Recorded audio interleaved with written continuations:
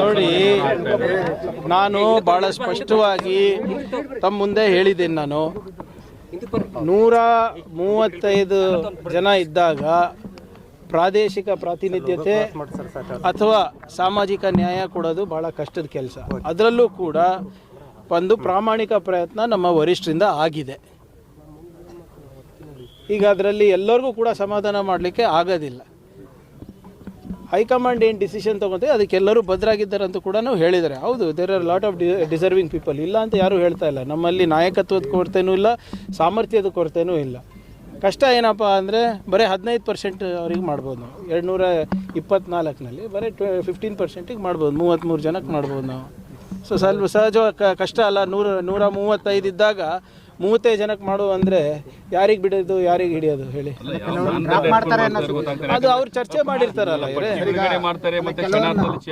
ನೋಡಿ.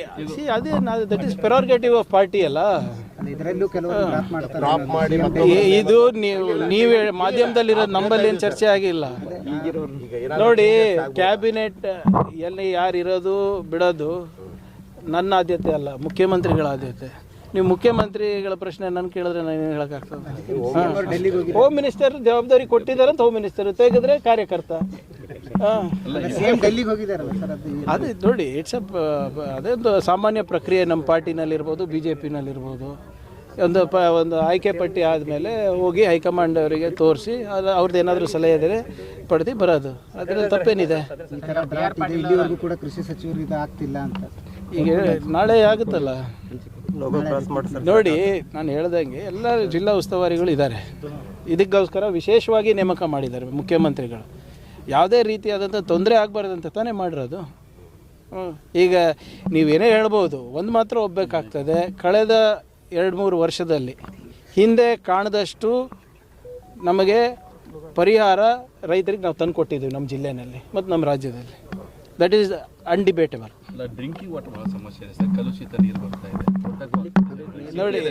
ನೋಡಿ. ಇದನ್ನು ಕೂಡ ಈಗಾಗಲೇ ಚರ್ಚೆ ಮಾಡಿದ್ದಾರೆ. ಖಂಡ್ರೆ ಅವರು ನಿನ್ನೆ ರೀಜ್ನಲ್ ಮೀಟಿಂಗ್ ತೊಗೊಂಡಿದ್ದಾರೆ ಬೆಳ್ಳಾರಿನಲ್ಲಿ. ಸೊ ಈಗ ನಾನು ಹೇಳ್ದಂಗೆ ಇದು ಒಂದು ವಿಚಿತ್ರವಾದಂಥ ಬೆಳವಣಿಗೆ. ಇದು ಎಲ್ಲಿನೋ ಯಾವಾಗಲೂ ಆಗ್ತದೆ, ಈ ಸರಿ ಸೂಪರ್ ಎಲ್ಲಿನೋ ಆಗಿರೋದು. ಸೊ ಇದು ಬರೇ ನಮ್ಮ ಕಲಬುರಗಿಗೆ ಅಥವಾ ರಾಜ್ಯಕ್ಕೆ ಸೀಮಿತ ಅಲ್ಲ, ಇಡೀ ದೇಶಕ್ಕೂ ಆಗ್ತದೆ. ಮತ್ತು ಹಲವಾರು ಬೇರೆ ಬೇರೆ ದೇಶಗಳಲ್ಲೂ ಕೂಡ ಈ ಸಮಸ್ಯೆ ಉದ್ಭವಿಸ್ತದೆ. ನಾನು ಹೇಳ್ದನಲ್ಲ, ಬರೀ ಇದು ಜೂನ್ ಜುಲೈದು ಅಷ್ಟೇ ಅಲ್ಲ ಸಮಸ್ಯೆ. ಮುಂದಿನ ಜೂನ್ ಜುಲೈ ತನಕ ನಾವು ಕಾಪಾಡ್ಕೊಂಡಿರ್ಬೇಕಾಗ್ತದೆ ನಮ್ಮ ಮೂಲಗಳನ್ನು, ಜಲಮೂಲಗಳನ್ನು. ಸೊ ಅದಕ್ಕೂ ಕೂಡ ಒಂದು ವಿಶೇಷವಾದಂಥ ಆದ್ಯತೆಯನ್ನು ನಾವು ನೀಡಿದ್ದೇವೆ. ಈಗಾಗಲೇ 1 ಕೋಟಿ ಪ್ರತಿ ತಾಲೂಕು ಕೂಡ ಕುಡಿಯೋ ನೀರಿಗೆ ಕೊಟ್ಟಿದ್ದೇವೆ.